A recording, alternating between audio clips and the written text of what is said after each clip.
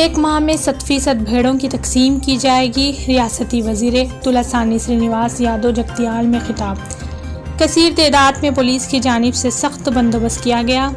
ज़िले जगतियाल के मुस्तक़र में वाक़े विरूपक्षी गार्डन में महकमा अफज़ाइश मवेशियाँ जगतियाल की जानिब से पायलट प्रोजेक्ट के तहत मुनक़्क़िदा दूसरे मरहले के भेड़ों की तकसीम के प्रोग्राम में रियासती वज़ीर बराए महकमा जात अफज़ाइश मवेशियाँ सिमकियात तुलसानी श्रीनिवास यादव और रियासती वज़ीर बराए महकमा समाजी फलाह व बहबूद कपुला ईश्वर ने मेहमान खुसूसी की हैसियत से शिरकत की।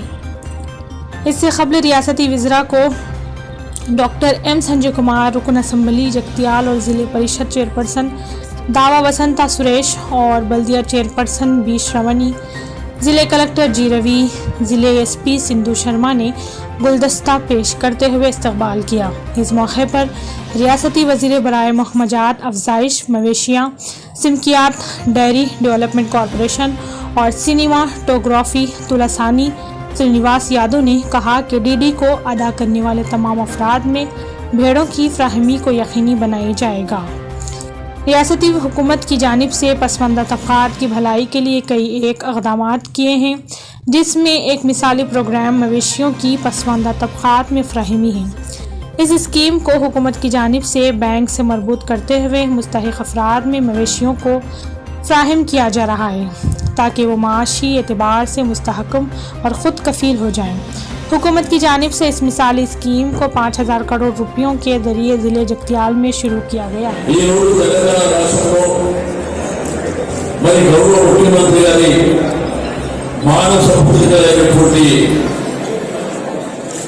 గోరూరు చేపల కార్యక్రమాన్ని రాష్ట్ర వ్యాప్తంగా గ్రామీణ ఆర్థిక వ్యవస్థ బలోపేతం కావాలి, పునరుద్ధరణని ప్రోత్సహించాలన్నటువంటి గొప్ప సంకల్పంతోని కార్యక్రమాలు చేపట్టడం జరిగింది.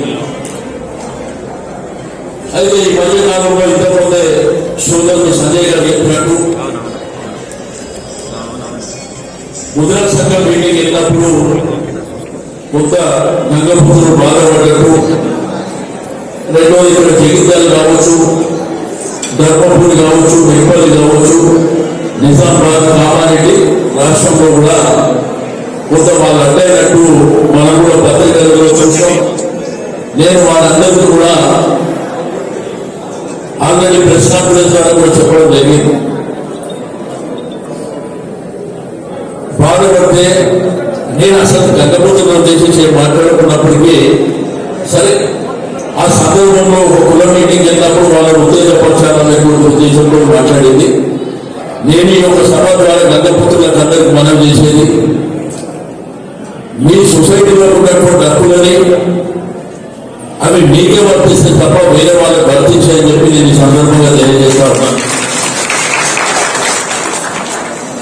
ఈ రోజు గౌరవ ముఖ్యమంత్రి గారి ఆధ్వర్యంలో నిండు శాసనసభలో, ఎందుకంటే గంగపుత్రుల జీవితమే నీటితో ముడిపడి ఉండేటువంటి జీవితం. చేపలు పెట్టాలంటే గంగపుత్రుడు నుంచే స్టార్ట్ అయిపోయింది. కాబట్టి మీ మనోభావాలను ఎక్కడ కూడా హింసపరచాలనేటువంటి ఉద్దేశం లేదు అని చెప్పి నేను సభ ద్వారా వాళ్ళందరికీ తెలియజేస్తున్నా. రెండోది, మీకు సంబంధించి మీ హక్కుల విషయంలో కానీ మీ సొసైటీల విషయంలో కానీ అన్ని కూడా అధికారంలోనే ఈరోజు మీటింగ్ ఏర్పాటు చేసి మీకు ఉన్నటువంటి రాష్ట్ర వ్యాప్తంగా ఉన్నటువంటి సమస్యలను కూడా దూరం చేస్తామని చెప్పి నేను సభ ద్వారా తెలియజేస్తా ఉన్నాను. గంగపుత్రుడు ఉన్న దగ్గర గంగపుత్రులకు ఇచ్చి గంగపుత్రుడు లేని దగ్గరనే వేరే వాళ్ళకి ఇస్తున్నటువంటి కూడా మీకు తెలుసు.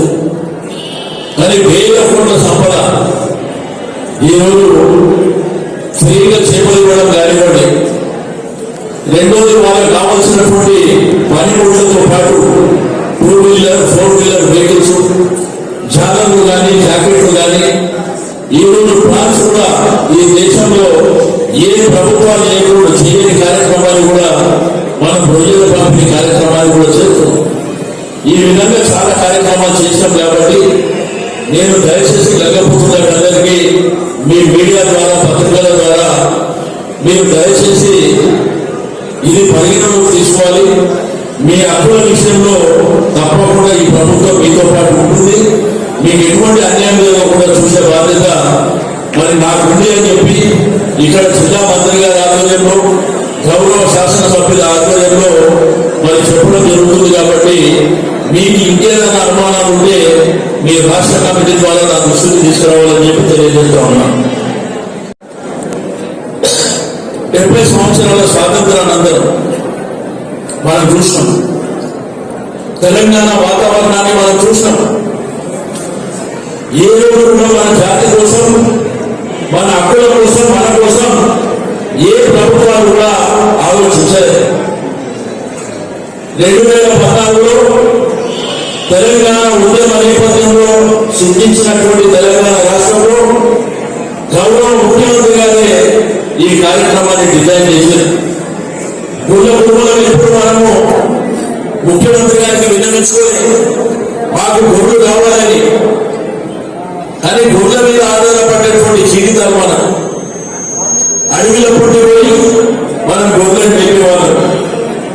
నీళ్లు లేక ఎన్ని ఇబ్బందులు కోసపడ్డామో మనందరికీ తెలుసు.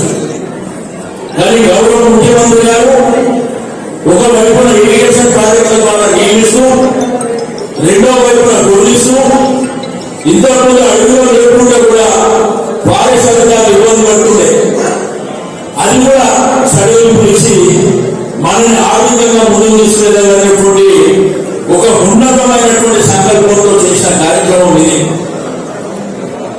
ఈ రోజు మన ప్రభుత్వంలో అంతకుముందు రాష్ట్ర వ్యాప్తంగా సొంత కోట్లు 60 లక్షలు ఉంటే, మన ప్రభుత్వం వచ్చిన తర్వాత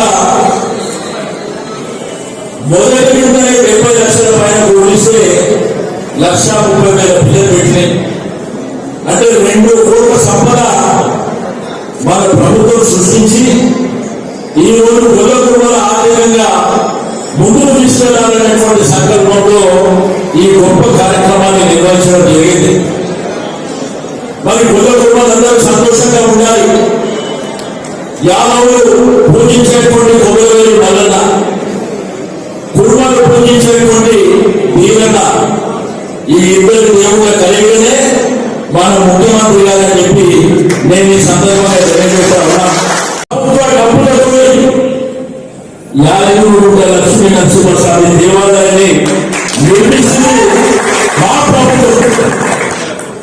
1,500 కోట్ల రూపాయలని నేను అడుగుతా. ఈ కేంద్ర ప్రభుత్వం కానీ ఏ రాష్ట్రాలలో కానీ ఒక గుడి కట్టడానికి ప్రభుత్వ డబ్బుల నుంచి చేసినటువంటి మరి ధైర్యం మీకుండాలని ఈ సందర్భంగా అడుగుతా ఉన్నాను. ఇక్కడ పోతే బాసన, ఇక్కడ పోతే వెలుగులవాడ, ధర్మపురి కానివ్వండి, మరి అదేవిధంగా భద్రాచలం కానివ్వండి, మన దేవాలయం ఇప్పుడు కొమ్మరవెల్లి జాతర అవుతుంది. మొన్న జాతర స్టార్ట్ చేస్తే ఒక్కరోజే 70 లక్షల మంది ఆ ప్రాంతానికి వచ్చినటువంటి 70,000 మంది.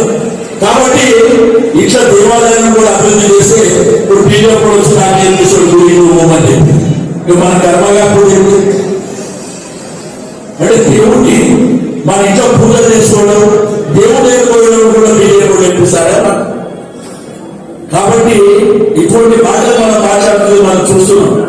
కాబట్టి మీకు అందరికీ కూడా ఒకటే చెప్పేది, టీఆర్ఎస్ ప్రభుత్వమే మనందరికీ శ్రీరామ రక్ష. ఈ ప్రభుత్వం ఉంటేనే మనం సంతోషంగా ఉంటాం. 70 ఏళ్ళ ఏం జరిగిందో ఇక్కడ ఉన్న పెద్ద మనుషులు తెలియదా? మన కోసం తెలియదా? మన కోసం ఎవరైనా ఆలోచించిందా? నాకు హైదరాబాద్ నుంచి